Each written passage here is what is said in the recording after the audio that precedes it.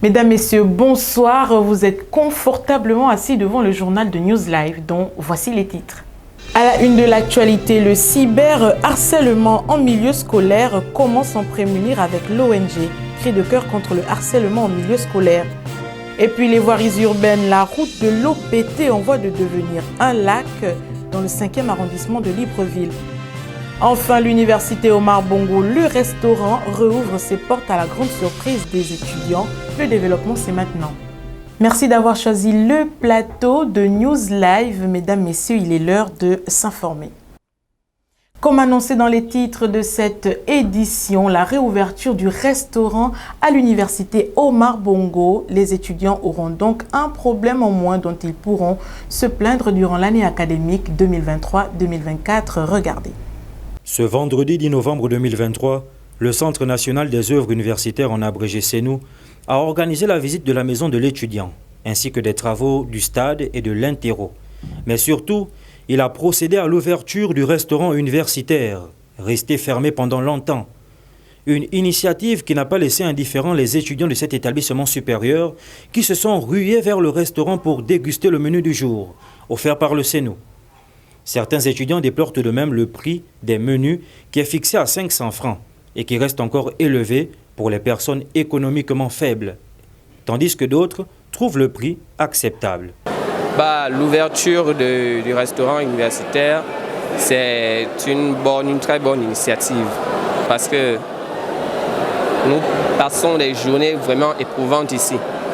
Il est difficile parfois avec nos faibles moyens et avec la cherté des fascicules et tout ça, il est souvent difficile pour nous de prendre du temps pour manger. Ma mère a appris ici, elle disait tantôt le plat était à 150 à l'époque, mais je pense quand même que par rapport à la qualité des plats, le plat à 500, il est cher. On aura quand même besoin d'une petite réduction parce que nous n'avons pas tous les mêmes conditions de vie. Je pense que c'est une très belle initiative dans la mesure où ça nous apporte un plus pour nous qui n'avons pas assez de revenus. Ça nous permet de pouvoir s'octroyer un plat moins cher. En fait. Les apprenants veulent aussi des produits de qualité qui n'empiéteront pas sur leur santé. Ils espèrent par ailleurs que les repas ne soient plus interrompus comme cela a été le cas les années antérieures. Parlons à présent de la célébration de la journée internationale contre le harcèlement et les violences en milieu scolaire, célébrée par l'organisation non gouvernementale Cri de cœur contre le harcèlement en milieu scolaire qui a tenu à rassembler les élèves autour de la thématique de l'année. Dylan Boudera vous fait le point. Dans le cadre de la journée internationale de la lutte contre le harcèlement, les violences et le cyberharcèlement en milieu scolaire, l'ONG Cri du cœur a organisé ce jeudi 9 novembre à la mairie du 5e arrondissement de Libreville un séminaire dans le but de sensibiliser et soutenir les victimes de harcèlement en milieu scolaire, familial et social. Une rencontre à laquelle plusieurs élèves, parents et enseignants ont pris part afin de s'imprégner des solutions face à ce problème qui ne cesse de grandir en milieu académique, notamment au Gabon. Le but exact, c'était de sensibiliser les élèves, sensibiliser les parents, interpeller même le gouvernement pour mettre plus l'appui par rapport à la violence qui se passe en milieu scolaire, former les psychologues, former les enseignants, donner même la possibilité aux parents d'être écoutés.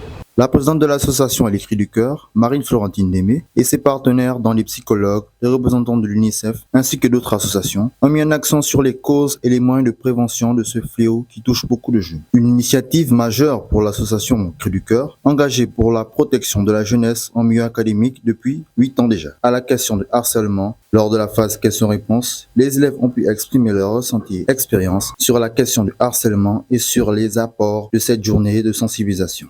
Déjà, j'ai bien accueilli l'expérience sur le cyberharcèlement et sur l'harcèlement et l'agression au milieu scolaire parce que c'est un phénomène qui fait rage dans notre société gabonaise.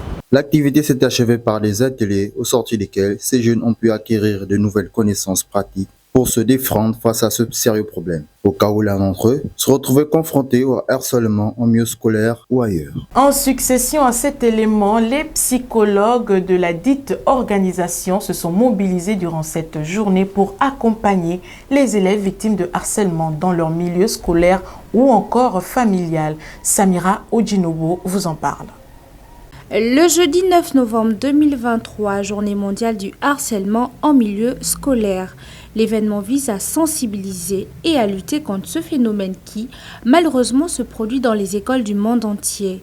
Le harcèlement en milieu scolaire est un problème qui a des origines multiples selon des spécialistes.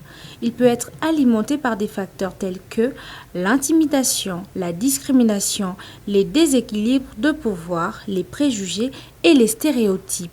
C'est un problème sérieux qui affecte de nombreux apprenants et peut prendre différentes formes comme le harcèlement verbal, le harcèlement physique, la cyber-intimidation et l'exclusion sociale. Des psychologues assurent que ces comportements peuvent avoir des conséquences néfastes sur la santé mentale et émotionnelle des victimes. En tant que psy, moi je peux dire une âme blessée ne peut que blesser. Quand je parle d'âme blessée, c'est-à-dire un enfant violent en milieu scolaire, c'est un enfant qui est en souffrance. C'est un enfant qui est en souffrance dans le milieu familial et cette souffrance, il répercute cette violence en milieu scolaire. C'est-à-dire il est bourreau au niveau de ses parents et pour chercher l'attention, pour chercher à exprimer sa souffrance, il va prendre comme bourreau ses camarades de classe. Le but exact, c'était de sensibiliser les élèves, sensibiliser les parents, interpeller même le gouvernement pour mettre plus l'appui par rapport à la violence qui se passe en milieu scolaire, c'est-à-dire s'appuyer sur le rendement, former les psychologues, former les enseignants, donner même la possibilité aux parents d'être écoutés. Au demeurant, il est important que les élèves, les enseignants, les parents et la communauté se mobilisent pour mettre un terme au harcèlement en milieu scolaire. Des actions de sensibilisation, des programmes éducatifs et des politiques de tolérance zéro peuvent ainsi contribuer à créer un environnement scolaire sûr et inclusif. Et puis les dégâts de la saison de pluie dans la zone OPT, les voiries continuent de se dégrader avec cette route en voie de devenir un lac dont les riverains et les automobilistes se plaignent. Dylan Boudera et Jaurès Bungwere étaient sur les lieux. L'état de plusieurs voiries de Libreville ne cesse de faire couler beaucoup d'encre et de salive en vue de leur piteux état. C'est le cas de l'axe OPT Miloubé 1 où la route est en dégradation avancée avec une mare d'eau qui s'est formée à la suite de nombreuses pluies enregistrées à ce jour, faisant de cette route un calvaire pour les automobilistes et pour les riverains. La route, comme vous avez constaté, la route est là-bas. D'ici quelques mois, ça pourrait être impraticable vu les eaux, les pluies et tout. Une situation devenue familière aux yeux des populations de cette zone, car à 200 mètres de là, la voie OPT Carrefour-Labouba a elle-même été mise en chantier suite à sa dégradation fulgurante. Les routes, bien sûr, aujourd'hui, Mindoubé, on est un peu bloqué. On est bloqué, les clandomans s'arrêtent juste là. Donc, ils retournent là et on a aussi un problème encore devant. Donc, on a peur que ça y arrive là-bas. Nous demandons juste aux autorités de penser à nous, parce que ça devient un souci pour les habitants de l'autre côté. Si d'abord là, il y a déjà une coupure, et au niveau de là, s'il y a une coupure, donc c'est les gens qui habitent ici qui ne pourront plus profiter des taxis et consorts. Hein?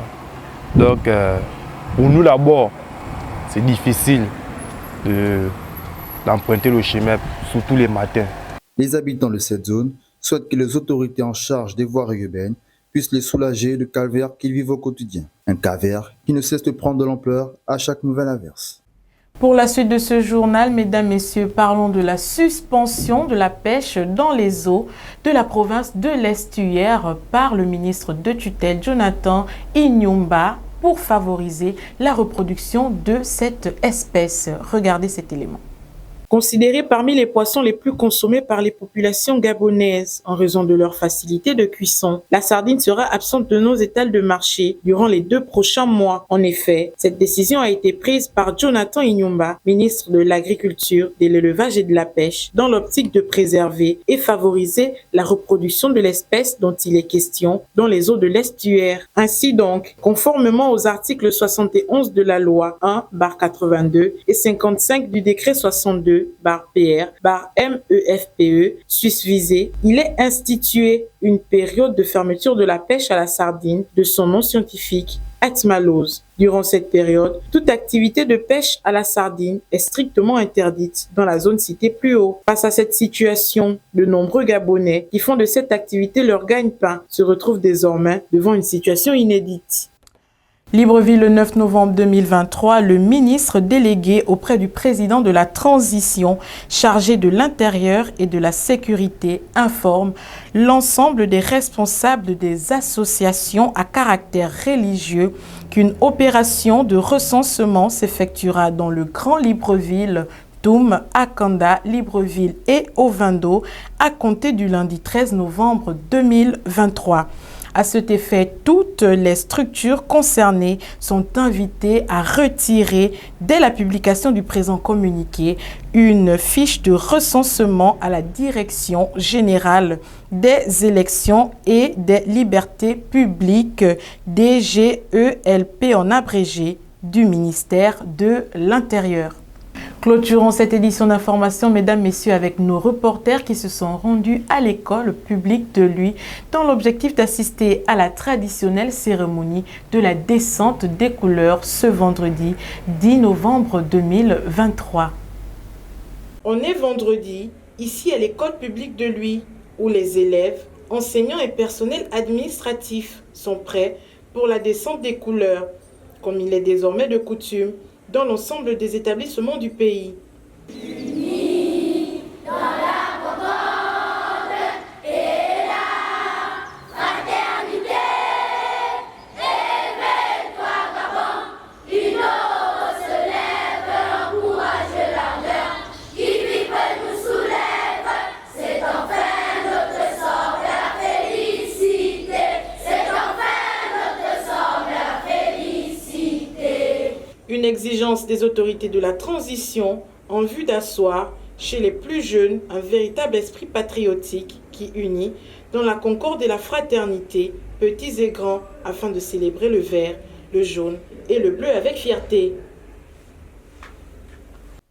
Voilà qui vient mettre un terme à notre édition d'information. Merci d'avoir été nombreux à nous regarder. N'oubliez pas que les programmes de News Live se poursuivent sur nos différentes plateformes connectées. À bientôt.